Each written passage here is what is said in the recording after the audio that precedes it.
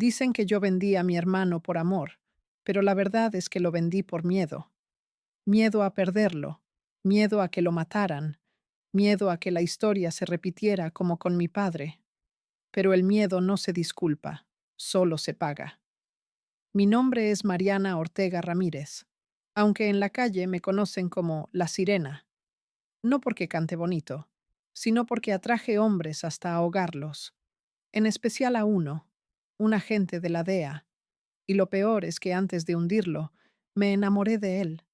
Crecí en Tepic, en un barrio donde la muerte era parte del paisaje y la policía era solo otro uniforme con precio. Mi mamá era enfermera del turno de noche, siempre con el mismo suéter azul y las manos olidas a cloro. Mi padre trabajaba en el campo hasta que un día se fue y no volvió. Nadie hablaba de él, pero cada diciembre llegaba una caja con juguetes y billetes nuevos. Mi madre nunca los devolvió. Yo tampoco pregunté, porque a veces la supervivencia se parece mucho al silencio. Éramos dos hermanos, Daniel y yo. Él tenía 3 años más que yo y siempre decía que iba a sacar a mi mamá del hospital y a mí de ese barrio. Lo logró, aunque no como ella soñaba. Cuando Daniel cumplió 17, entró con Los de la Sierra, un grupo que movía mercancía desde Mazatlán a Guadalajara. Empezó cuidando bodegas, terminó mandando hombres. La gente empezó a saludarlo con respeto, y los vecinos que antes lo chismorreaban cruzaban la calle para dejarlo pasar. En Sinaloa, eso se llama éxito. Yo quería ser enfermera. Lo intenté. Estudié un año. Trabajé en el IMSS como auxiliar y creí que esa vida tranquila era suficiente. Pero la realidad te jala. Mi hermano ya era alguien. Llegaba a la casa con camionetas nuevas y relojes que parecían planetas. Mi madre fingía no ver de dónde salía todo, hasta que una noche Daniel le compró una casa en Vallarta y ella se rindió. Al menos lo hizo por nosotros. Fue lo único que dijo, mientras revisaba las escrituras. Mi entrada al negocio fue más discreta. Daniel me usaba para cosas pequeñas, llevar sobres, cambiar chips de celulares, cuidar una computadora con los registros de las rutas que cruzaban al norte. Me decía, no te metas más de lo que tengas que meterte, Marianita. Aquí, el que sabe mucho, dura poco. Pero con el tiempo me di cuenta de que el poder es una droga que vive en la punta de los dedos. Cuando te mancha un poco, ya no la quieres lavar. Y yo no fui la excepción. Comencé a involucrarme más, sin que él lo notara. Aprendí a escuchar. Las esposas y las novias de los jefes hablaban más de lo que debían. En las fiestas, cuando los hombres se enfiestaban, yo estaba ahí sirviendo tragos y oyendo nombres, rutas, apodos. Anotaba todo en mi cabeza. No lo hacía por dinero, lo hacía por control. Cuando tienes información, los que antes te subestimaban te miran diferente. Ese fue mi primer error. Confundir respeto con poder. Un día Daniel me pidió acompañarlo a Guadalajara. Era una reunión con gente de Colombia. No era común que llevara mujeres, pero dijo que yo podía traducir si las cosas se complicaban. En la reunión estaban 3 colombianos, 2 sinaloenses y un hombre que no encajaba. Rubio, alto, con cara de turista y camisa blanca impecable. Lo presentaron como Tomás, socio americano. Hablaba poco español y sonreía como quien no necesita entender todo para mandar. No lo sabía entonces, pero ese hombre me iba a destruir. Terminada la reunión, Tomás se me acercó. Me preguntó si yo era la hermana del jefe. Le respondí que no, que solo trabajaba en logística. Se rió, mirándome con esos ojos fríos y tranquilos que tienen algunos hombres que matan por oficio. Me pidió mi número por si había que aclarar algo de los envíos. No se lo di. Esa noche soñé con su cara. La segunda vez que lo vi fue en Vallarta, meses después. Estaba sola, en un restaurante cerca del muelle. Él llegó como si el destino lo hubiera llamado. Me ofreció una copa y acepté. Hablamos de nada, del mar, de los hoteles nuevos. de la vida al otro lado de la frontera. Dijo que se llamaba Thomas Whitaker, que trabajaba en seguridad internacional, y ahí debí irme. Pero me quedé. Cuando un hombre así te mira, el peligro se disfraza de destino. Comenzamos a vernos cada vez que podía, casi siempre en ciudades diferentes. Era cuidadoso, elegante y sabía escuchar. No me preguntaba sobre Daniel ni sobre el negocio, pero de una manera u otra, nuestras conversaciones siempre terminaban cerca de esos temas. Lo entendí tarde. No estaba interesado en mí, sino en lo que yo sabía. La DEA tenía un expediente abierto sobre mi hermano y apenas necesitaba a alguien que llenara los espacios en blanco. Ese alguien fui yo. No lo descubrí leyendo un documento secreto ni cazando pistas. Lo descubrí viéndolo dormir. Una noche, mientras él estaba en la ducha, revisé su maletín. Tenía una placa dentro, envuelta en una toalla. Decía USDEA, Special Agent. No grité, no lloré. Solo cerré el maletín y me serví un trago. Cuando salió, fingí que no había pasado nada. Me miró como si supiera que yo ya sabía. Nos quedamos callados. Esa fue la noche en que lo amé de verdad, porque entendí que al día siguiente, probablemente uno de los dos iba a morir. Después de eso, todo se volvió más rápido, más oscuro. Thomas empezó a desaparecer por días, a contestar con frases cortas, a pedir detalles sobre Daniel. ¿Cuántos hombres tenía? ¿Con quién trataba? ¿Qué rutas controlaba? Yo respondía a medias, mintiendo y diciendo verdades pequeñas envueltas en mentiras grandes. Jugué el mismo juego que él, pero en ese juego no hay empate. Una tarde Daniel me llamó rabioso. Dijo que la DEA había interceptado un cargamento en Mazatlán, justo en una ruta que solo yo y él conocíamos. Me preguntó si había hablado con alguien, si había contado algo. Le juré que no. Me creyó a medias. Me mandó lejos, por seguridad. 2 días después, arrestaron a medio equipo de logística. Esa noche vi en las noticias una imagen de Thomas, vestido de civil, dirigiendo un operativo en Tepic. No pude ni respirar. Entendí que había estado con el enemigo desde el principio. Pero no todo encajaba. Él había tenido 1000 oportunidades de entregarme y nunca lo hizo. Si me había usado, también me había protegido. En el narcotráfico eso no se llama amor, se llama contradicción. Intenté huir. Vendí información a un contacto de confianza, falsifiqué documentos, pero el sistema estaba cerrado. Cada paso que tomaba parecía calculado por alguien más. Me di cuenta de que el juego no era entre la DEA y Daniel, era entre Thomas y yo. Yo era la carnada perfecta, sangre del jefe y al mismo tiempo mujer de su cazador. Una semana después, los federales cercaron el rancho de Daniel en Nayarit. Duró 3 horas el enfrentamiento. Cuando todo terminó, había 9 muertos, entre ellos mi hermano. El reporte oficial decía que la información clave vino de una fuente anónima cercana al círculo familiar. Esa fuente era yo, aunque nunca firmé nada. Lo que conté con Thomas entre susurros y caricias fue suficiente. Esa noche, cuando la noticia llenó la televisión, Thomas me llamó. No lo insulté, no le reclamé. Solo le pregunté si había valido la pena. Dijo, «Lo siento, Mariana». Le contesté, «No, tú no, yo». Colgué, me serví un whisky y me reí hasta llorar. Ese fue el día en que maté a mi hermano sin tocar un arma. Ese fue el día en que nació La Sirena.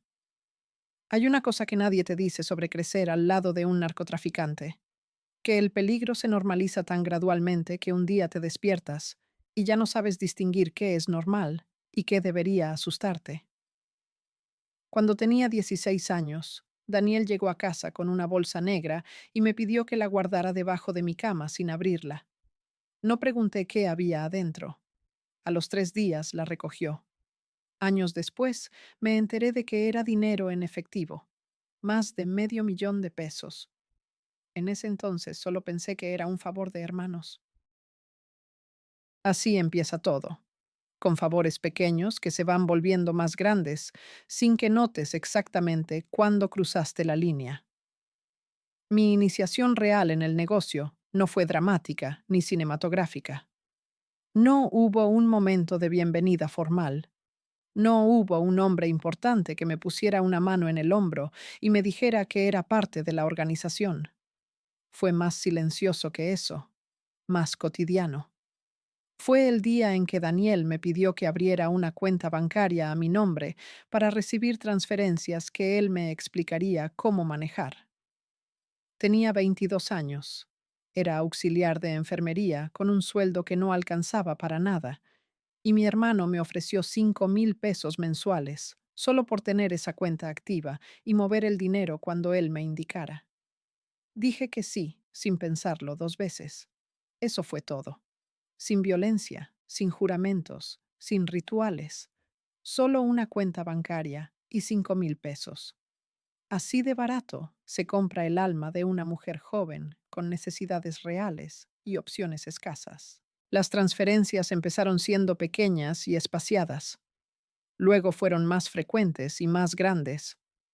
Aprendí a fraccionarlas, a distribuirlas entre cuentas distintas, a convertirlas en pagos de servicios y compras en negocios de fachada que Daniel tenía registrados en distintos estados. Era trabajo de contabilidad, en esencia. Lo que cambiaba era la naturaleza del dinero que pasaba por mis manos. Nunca toqué droga, nunca vi un cargamento, pero el dinero que administraba había cruzado el desierto en compartimentos secretos de camiones, había pasado por manos que tenían sangre encima, y ahora llegaba a mí en forma de transferencias bancarias que yo convertía en algo que parecía limpio. Así funciona el lavado cuando lo hace alguien inteligente, no con ostentación, sino con invisibilidad. Daniel empezó a confiar más en mí a medida que demostraba que podía manejar la presión sin quebrarse. Me fue dando acceso a más información, primero sobre las finanzas, luego sobre las operaciones. Aprendí la estructura de su organización desde adentro, quién manejaba qué ruta, quién era el contacto en cada plaza, quién recibía sobornos y en qué forma. No era información que él me diera de manera explícita en una sola sesión. La fui acumulando con el tiempo, de conversaciones fragmentadas, de documentos que pasaban por mis manos brevemente, de deducciones que hacía conectando información dispersa. Mi mente funcionaba como un archivo que organizaba solo, sin que yo lo pidiera. Y ese archivo se fue llenando con cosas que eventualmente se convertirían en el arma más peligrosa y más devastadora de toda mi historia. El dinero cambió mi vida de maneras que al principio no quise admitir, porque admitirlo significaba admitir lo que era. Dejé el trabajo en el IMSS con una excusa de salud que nadie cuestionó. Me mudé a un departamento en una colonia mejor, no ostentoso, pero claramente mejor que lo que una auxiliar de enfermería podía pagar honestamente. Me compré ropa sin revisar precios por primera vez en mi vida. Empecé a viajar, no de manera llamativa, sino en el tipo de viajes que la gente de clase media hace cuando le va bien. Fines de semana en ciudades cercanas. Una vez un viaje a la Ciudad de México, que para mí, en ese entonces, era el equivalente de ir al extranjero. Pequeños lujos que construían una normalidad falsa encima de una realidad que no tenía nada de normal. Mi madre no preguntaba de dónde venía el dinero. Había aprendido esa disciplina del silencio desde que mi padre enviaba las cajas de diciembre. Pero a veces la veía mirarme con una expresión que no era orgullo ni reproche, sino algo más complicado. Era el reconocimiento de una mujer que había visto ese camino desde afuera toda su vida y que ahora veía a su hija caminarlo. No dijo nada, yo tampoco. Teníamos la misma herencia del silencio. Las fiestas de la organización eran otro mundo completamente. Daniel me llevaba a algunas, no a todas, con instrucciones precisas sobre cómo comportarme, con quién hablar, ¿De qué no hablar jamás? Eran eventos que en la superficie parecían celebraciones normales. Música, comida, alcohol, gente bien vestida. Pero si sabías leer el ambiente, si habías pasado suficiente tiempo en ese mundo para entender su lenguaje no verbal, notabas todo lo que la superficie escondía. Notabas quién evitaba mirar a quién. Notabas las conversaciones que se detenían cuando alguien se acercaba demasiado. Notabas la presencia constante de hombres en los bordes de la fiesta que no tomaban ni bailaban y que miraban todo con una atención que no era social, sino operativa. En esas fiestas conocía personajes que no voy a nombrar completamente, pero que aparecían en televisión nacional de día y en esas reuniones de noche, brindando con hombres cuyas fotos circulaban en carteles de búsqueda de la fiscalía. En una de esas fiestas, en Mazatlán, conocí a una mujer que me enseñó más sobre sobrevivir en ese mundo que cualquier otra persona antes o después. La llamaban la gata, aunque su nombre era otro. Era la compañera de un jefe regional. Llevaba años en ese ambiente y tenía una calidad de observación sobre las dinámicas del poder en ese mundo que era casi científica. Se acercó a mí en un momento en que yo estaba sola junto a la barra. Me ofreció un trago y me dijo sin preámbulos: Eres la hermana del Ortega. Cuídate. Las hermanas duran menos que las esposas, porque las esposas tienen un estatus que las protege. Las hermanas son solo deuda familiar. No lo dijo con crueldad. Lo dijo con la neutralidad de quien comparte información útil sin carga emocional. Me quedé pensando en esas palabras durante semanas. Eventualmente entendí que tenía razón en todo. El primer momento de violencia que presencié directamente ocurrió en 2009, en una bodega en las afueras de Tepic. No fue algo que Daniel me pidiera ver. Fui, porque estaba en el lugar equivocado en el momento equivocado, porque a veces, en ese mundo, la geografía decide cosas que la voluntad no alcanza a controlar. Había un hombre encintado en el centro de la bodega. No era un rival ni un enemigo de plaza. Era alguien interno que había estado hablando con personas equivocadas. Le habían sacado ya lo que necesitaban saber, y lo que quedaba era el cierre de ese proceso. Yo estaba en una sala adyacente. Podía escuchar sin ver directamente. Lo que escuché fue suficiente para comprender completamente, sin margen de duda, que el negocio en que estaba no era administración financiera y logística de algo que otros hacían. Era un sistema que incluía ese sonido, esa voz que se cortaba, ese silencio final que llegó después. Salí de esa bodega caminando despacio, como si el suelo pudiera romperse si pisaba demasiado fuerte. Llegué a mi carro, cerré la puerta y me quedé sentada durante un tiempo que no pude medir. No lloré. Eso me perturbó, igual que le había perturbado a Daniel años antes, que no llorara, que en algún momento, sin que yo lo hubiera decidido conscientemente, algo en mí había aprendido a registrar ese tipo de eventos sin la respuesta emocional que cualquier persona normal hubiera tenido. Esa adaptación es el costo invisible del tiempo en ese mundo. Te cobra en empatía, en la capacidad de sentir el peso completo de las cosas. Y cuando finalmente necesitas esa capacidad, cuando la vida te pone en una situación que requiere que sientas el peso real de tus decisiones, descubres que ya no está disponible de la misma manera. Con Thomas, esa capacidad volvió. Eso era lo más perturbador de lo que sentía por él, que me devolvía acceso a partes de mí misma que el negocio había anestesiado. Cuando estaba con él, podía hablar de cosas que no tenían nada que ver con rutas, ni con dinero, ni con los muertos silenciosos del mundo en que vivía. Podía hablar de la música que me gustaba de niña, de la enfermería que había dejado a medias, de los sueños que una versión anterior de mí había tenido antes de que el dinero y el apellido de mi hermano los reemplazaran por algo más inmediato y más oscuro. No sé si eso era amor, o si era simplemente el alivio de sentirme humana durante unas horas. Probablemente eran las dos cosas mezcladas, de una manera que no se puede separar limpiamente. Pero mientras yo recuperaba humanidad en esas conversaciones, Thomas estaba construyendo un expediente. Cada detalle que yo mencionaba, cada nombre que decía sin pensar porque estaba relajada, cada referencia geográfica que se me escapaba en el contexto de contar una anécdota, se convertía en una pieza de información que él organizaba sistemáticamente. No lo hacía de manera obvia ni agresiva. Lo hacía con la paciencia y la habilidad de alguien que ha sido entrenado específicamente para extraer información de fuentes que no saben que están siendo extraídas. Yo era su fuente. Y yo, que me creía la más observadora de cualquier sala, la que había aprendido a leer a los hombres desde que servía tragos en las fiestas de la organización, no lo vi hasta que ya era demasiado tarde para que verlo cambiara algo. El dinero que manejaba para Daniel en esa época era una cantidad que me permitía vivir bien sin llamar excesivamente la atención.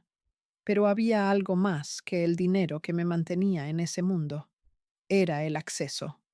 La sensación de que podía resolver problemas que para personas fuera de ese sistema eran insolubles. Un familiar que necesitaba que un asunto legal desapareciera. Una vecina cuyo hijo había sido detenido sin razón. Un médico del hospital donde había trabajado que tenía un problema con un proveedor que no pagaba. En ese mundo, esos problemas se resolvían con una llamada, con la mención del nombre correcto, con el tipo de influencia que el dinero compra cuando se mezcla con las personas correctas. Esa capacidad de resolver, de ser útil de maneras que la gente ordinaria no podía ser, era adictiva de una manera que el dinero solo nunca hubiera sido. Y fue precisamente esa red, esa capacidad de resolver y de conectar, lo que Thomas necesitaba mapear. No solo las rutas de drogas, la estructura completa de influencia de la organización de Daniel. ¿Quiénes eran los protectores en el sistema oficial? ¿Dónde estaban las intersecciones entre el negocio y las instituciones? ¿Qué funcionarios específicos habían sido comprados y en qué forma? Esa información valía mucho más que cualquier decomiso de cocaína, porque era la información que permitía desmantelar el sistema de protecciones que hacía que la organización fuera resiliente a los operativos normales. Yo tenía esa información, toda, guardada en la memoria con la precisión que siempre había sido mi característica más valiosa. Y Thomas lo sabía. No sé exactamente cuándo lo supo, si desde el primer encuentro en Vallarta o si lo descubrió gradualmente. Pero en algún punto de nuestra relación, la estrategia de su operación giró alrededor de mí. No de Daniel directamente, de mí, porque yo era el archivo que contenía todo lo que necesitaban para construir el caso que llevaban años intentando construir. El problema, el error que los americanos no calcularon completamente, fue que yo también estaba construyendo mi propio archivo sobre Thomas. Cada inconsistencia en su historia, cada detalle que no encajaba con la identidad de consultor de seguridad privada que pretendía tener, cada momento en que su reacción ante información específica era demasiado controlada para ser la reacción natural de alguien ajeno al tema. Todo eso lo guardé con la misma meticulosidad con que guardaba todo lo demás, no porque tuviera un plan, sino porque guardar era lo que hacía, era mi naturaleza, mi entrenamiento involuntario de años en un mundo donde la información era supervivencia. Cuando finalmente la situación llegó al punto de quiebre, cuando Daniel empezó a sospechar y cuando los operativos empezaron a acercarse demasiado, yo tenía en mis manos dos archivos simultáneos. Todo lo que sabía sobre la organización de mi hermano y todo lo que sabía sobre Thomas Whittaker y la operación de la DEA que él dirigía. Esa posición, tener información que ambos lados necesitaban y que ambos lados temían que cayera en las manos equivocadas, era la posición más peligrosa que una persona puede ocupar en ese tipo de conflicto. No eres el poder. Eres el campo de batalla, y los campos de batalla no sobreviven las guerras intactos. Lo que siguió fue la serie de decisiones, o de no decisiones, que me llevaron al momento que ya les conté. La bodega, la mirada de Daniel, la noticia en la televisión. Pero entre ese momento y este, hay una historia que todavía no he contado completamente. La historia de lo que ocurrió en las semanas entre que Daniel me mandó lejos y el operativo final. Las semanas en que tuve todas las piezas en la mano y en que cada decisión que tomé, incluyendo las de no hacer nada, construyó el resultado que no quería, pero que tampoco hice suficiente por evitar. Esa historia es la que viene. La muerte se huele antes de que llegue. Tiene un aroma particular, entre humedad y cobre, como las monedas sucias que se le pegan a las manos a un niño. En esas semanas previas al operativo contra Daniel, todo olía así. No lo decía nadie, pero lo sabíamos todos. En el negocio, cuando hay traición en el aire, los perros ladran distinto, los soldados beben menos, los radios suenan más. Yo lo sentía incluso en la piel, como si el cuerpo supiera que se acercaba una de esas noches que dividen la vida en antes y después. Me quedé en Guadalajara, escondida en un hotel barato, fingiendo que huía. Thomas me llamó varias veces. No contesté. Sabía que si escuchaba su voz iba a quebrarme. Me conocía demasiado bien, y eso era precisamente lo que lo hacía peligroso. Me usaba en la única forma que realmente funciona, a través del afecto. Una tarde escuché en el noticiero local que habían detenido a un enviado de Daniel. Decían que lo agarraron con un teléfono satelital y $20,000 en efectivo. Lo conocía. Se llamaba Jesús. Le decían Chuy. Era de confianza. Uno de esos hombres que solo seguían órdenes. El problema es que Chuy sabía de mí. Sabía que yo tenía contacto con Thomas. Si decidía hablar, el lazo se rompería. No pasaron ni 24 horas para que apareciera muerto en los separos, aparentemente por una sobredosis. Ni siquiera la DEA quiso fingir que no sabían lo que significaba. Esa noche salí del hotel y manejé sin rumbo. Terminé en Puerto Vallarta, frente al malecón. Me senté en la playa hasta que amaneció. Pensé en entregarme. Sí, entregarme. Ir con Thomas, contarle todo, ofrecerle la información que faltaba a cambio de protección. Pero no podía. No todavía. Estaba partida en dos. La mujer que amaba a un agente y la hermana del hombre al que ese agente perseguía. No existía salida en la que alguien no muriera. De Vallarta me trasladé a Tepic, escondida en una casa vieja que pertenecía a un doctor amigo de mamá.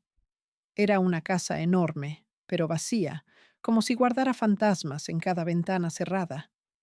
Desde ahí hice mis últimas llamadas a Daniel. Me contestaba cada vez más tenso, más paranoico. Ya no confiaba en nadie. «Están muy encima», me dijo una noche. Alguien dio las coordenadas de la bodega de San Juan. Solo 3 personas sabían. Su voz tenía ese tono que antecede al plomo. No lo supe entonces, pero mientras yo me quedaba escondida, Thomas estaba apretando el cerco. La DEA, junto con Marina y federales, habían cruzado información que yo misma, sin darme cuenta, le había regalado. Los nombres de los choferes, las rutas de los pagos, los intermediarios colombianos, los almacenes en Mazatlán y en Nayarit. Ellos no necesitaban inventar el mapa. Yo lo había dibujado con mis propias palabras. Un martes en la noche, alguien golpeó la puerta de la casa donde estaba. 3 veces, separadas por el silencio. Era el código de Daniel. Me quedé helada. Abrí la puerta y ahí estaba él, sucio, con la ropa manchada y los ojos rojos. Llevaba 3 días sin dormir. Me abrazó sin decir palabra. Sentí su cuerpo temblar. «Nos vendieron, Marianita», susurró, «pero todavía puedo arreglarlo». Le ofrecí agua, comida, pero solo pidió cigarro y whisky. Encendió uno y me dijo sin mirarme: ¿Tú confías en ese güero? No mentí. Le dije que ya no sabía. Esa noche hablamos por última vez como hermanos. Me contó cosas que no debí saber: cuántos federales tenía comprados, cuáles habían volteado bandera, cuánto dinero estaba circulando hacia políticos que fingían pelear una guerra perdida a propósito.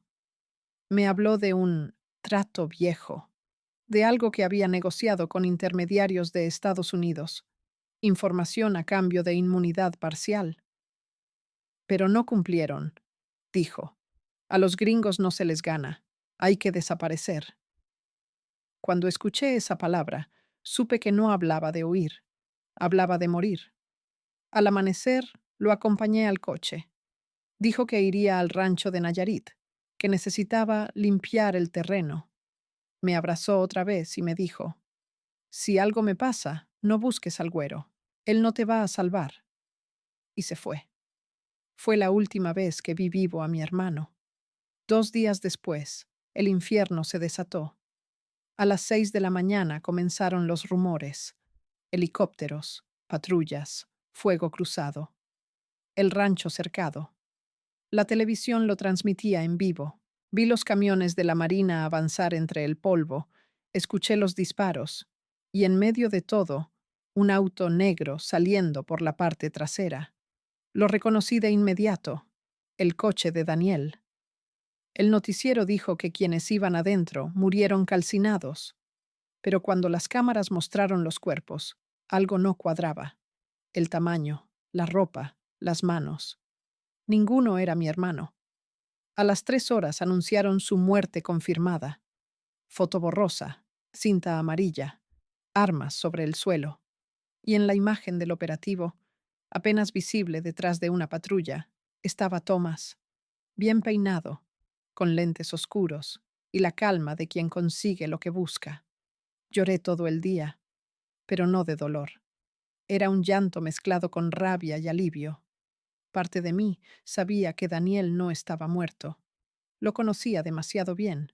Y si él había logrado desaparecer, también sabía que yo quedaba como testigo incómodo.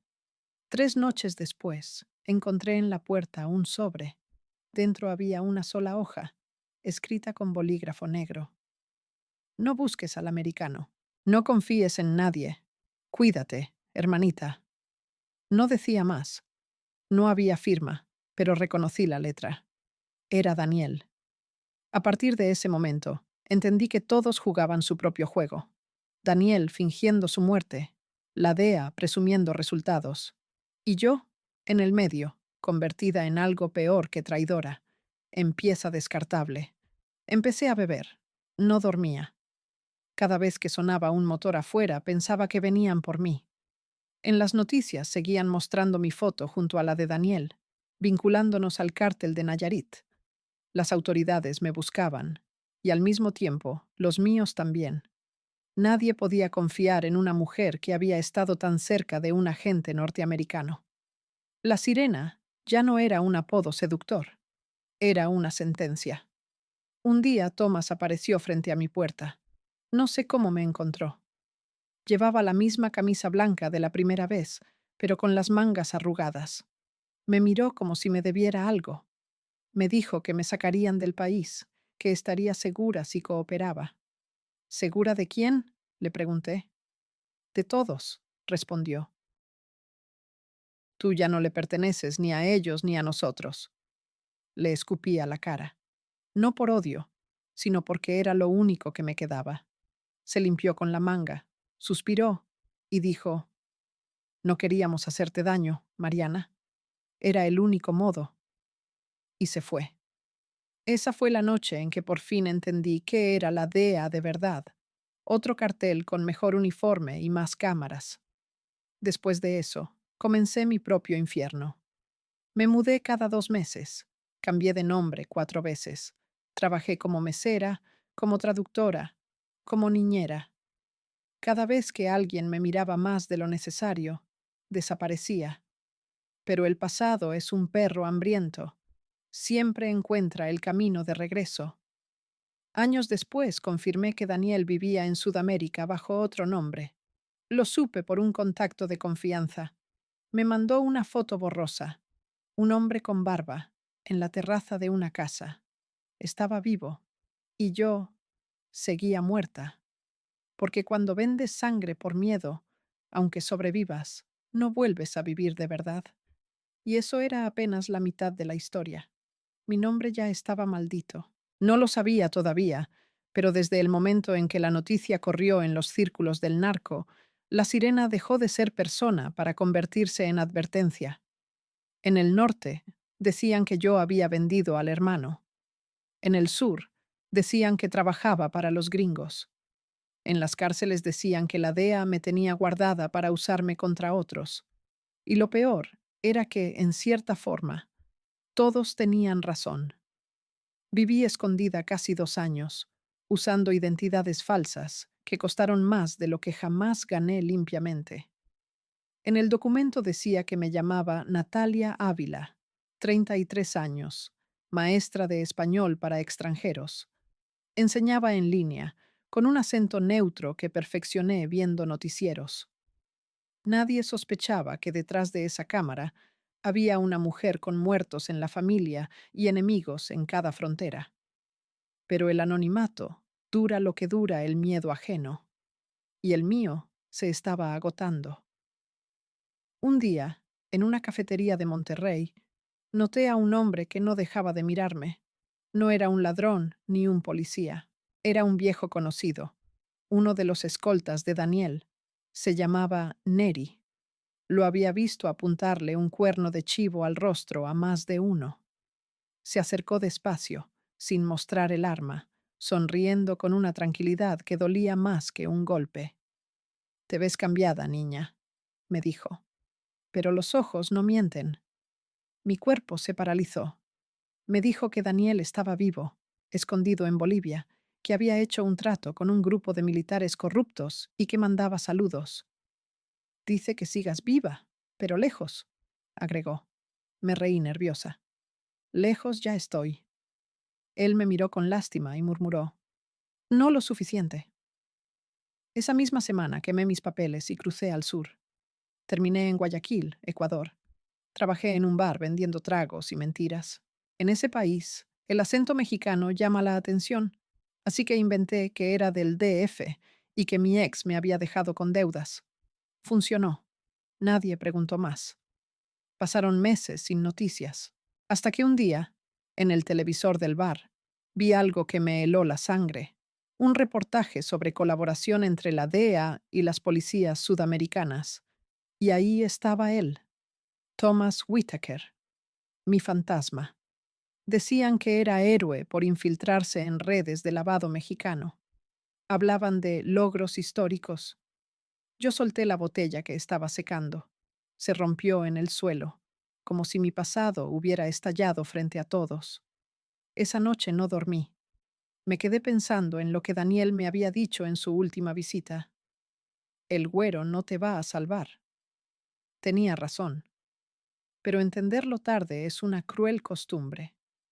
Así que decidí hacer algo que ni mi hermano ni Thomas esperaban: usarlos a ambos. A través de un contacto colombiano conseguí una cita con un hombre que lavaba dinero para varios carteles y también trabajaba, en secreto, como informante de la DEA. Le ofrecí cosas que solo yo podía ofrecer, datos que no estaban en ningún archivo porque vivían en mi cabeza. Le hablé de la red intermediaria que operaba entre Nayarit y Centroamérica, de los bancos fantasma, de los socios en Miami que usaban fundaciones humanitarias como portada. Lo vi sudar. Sabía que lo que decía valía millones en la otra orilla. Le pedí a cambio una sola cosa: el paradero de Thomas Whitaker y la dirección real de Daniel. Pasó una semana antes de que regresara. Me entregó 2 sobres sellados. En el primero, una dirección en Bolivia. En el segundo, un correo electrónico con terminación .gov. Me dijo: «Ahí tienes a los 2 hombres que te jodieron la vida. Tú decides a cuál escribirle». Tardé 3 días en abrir el primer sobre. La dirección era de una finca cerca de Santa Cruz. Crucé la frontera por tierra, disfrazada de turista peruana. Cuando llegué, lo vi con mis propios ojos. Daniel, más viejo, más flaco, pero vivo. Vestía de blanco, como si quisiera purificarse. Estaba rodeado de hombres armados, pero en su expresión había algo que nunca le había visto: resignación. No corrí hacia él, solo lo observé desde lejos, y me bastó para entender que había dejado de ser mi hermano hacía tiempo. No intenté acercarme. De noche dejé una nota bajo la puerta. Te vi, sigo viva. Y me fui. El segundo sobre lo abrí meses después, en una habitación barata de Lima. Lloré antes de descargar el archivo adjunto. Era un informe interno de la DEA. Clasificación confidencial. Ahí estaba todo: fechas, operativos, nombres, incluido el mío. Decía: Fuente Mariana Ortega, La Sirena. Acceso directo al objetivo Daniel Ortega. Información obtenida bajo manipulación emocional controlada. Ni una línea hablaba de amor.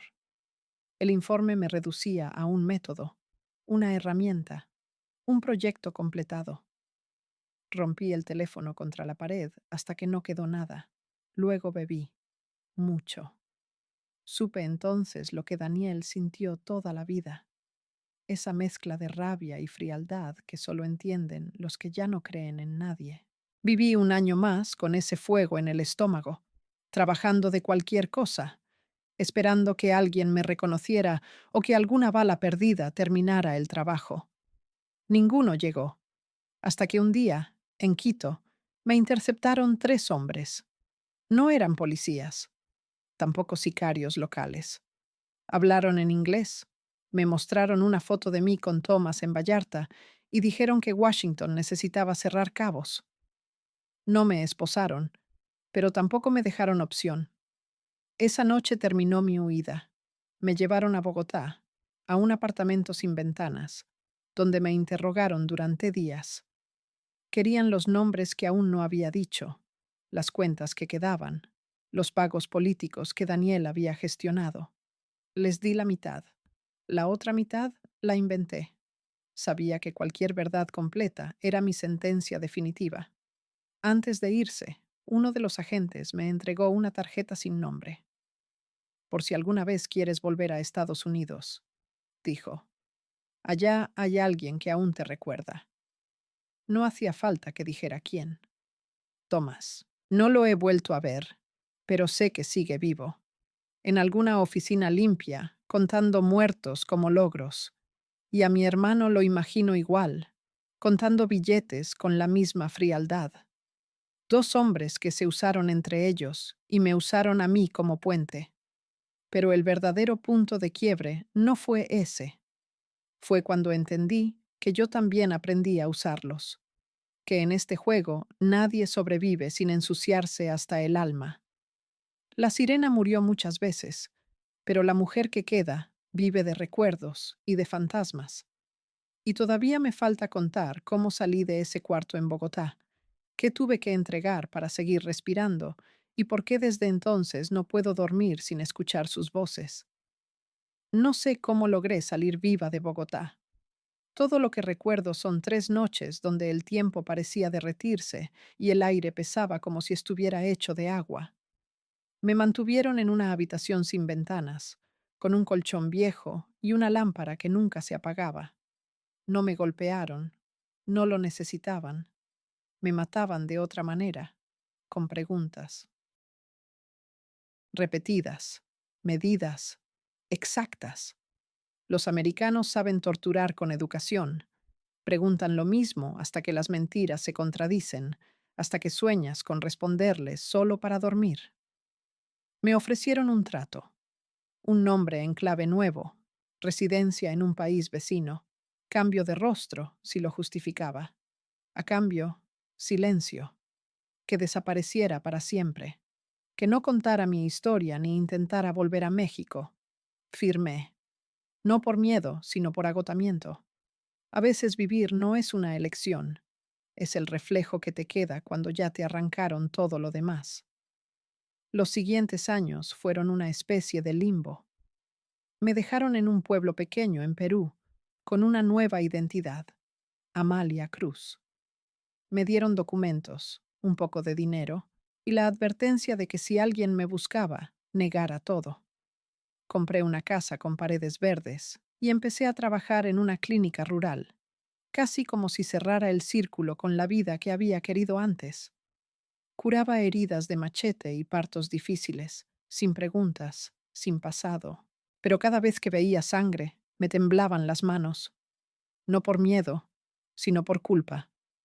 Por las noches soñaba con Daniel y con Tomás, a veces juntos, a veces cada uno por su lado. En el sueño hablaban entre ellos, riéndose de mí, compartiendo el mismo trago.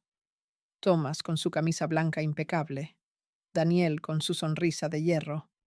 En esos sueños, la conversación siempre terminaba igual. Uno de los dos decía, todo era cuestión de amor, y el otro respondía, no, de poder. Me despertaba empapada, sin saber cuál de los dos tenía razón. Un día recibí una carta sin remitente. Dentro, una sola foto. Tomás, más viejo, en una rueda de prensa. Al reverso, una frase en español torpe, escrita con su caligrafía.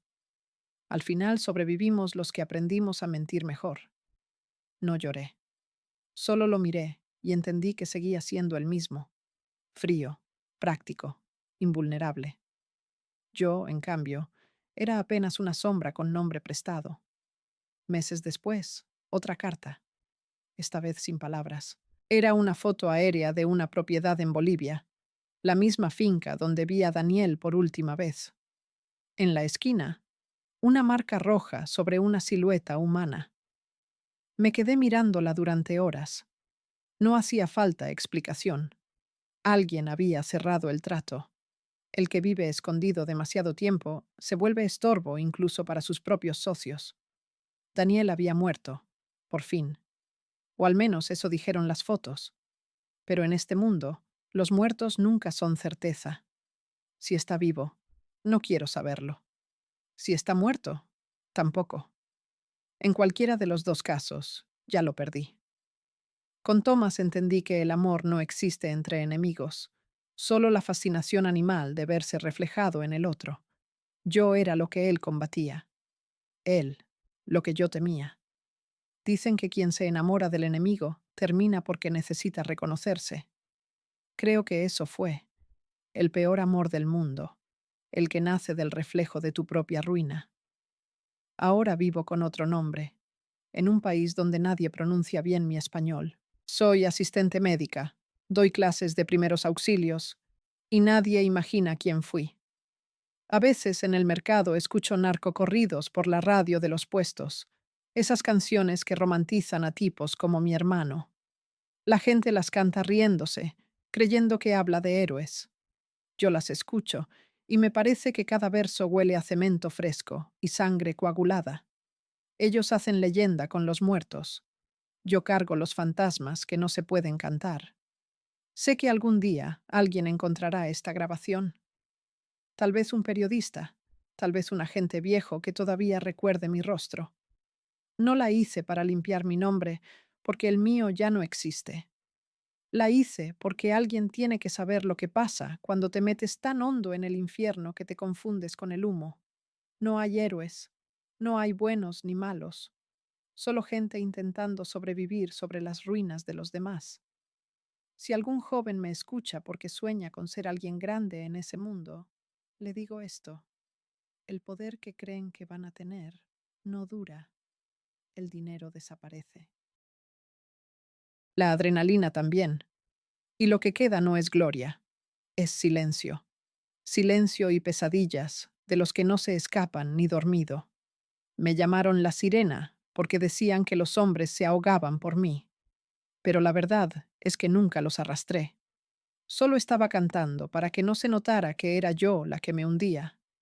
Y ahora, cuando el mar suena afuera de mi ventana, cierro los ojos y escucho mi propio canto volver desde el fondo. El canto de una mujer que amó al enemigo, que vendió al hermano, y que todavía respira porque el castigo más largo es seguir viva. Hasta aquí mi historia.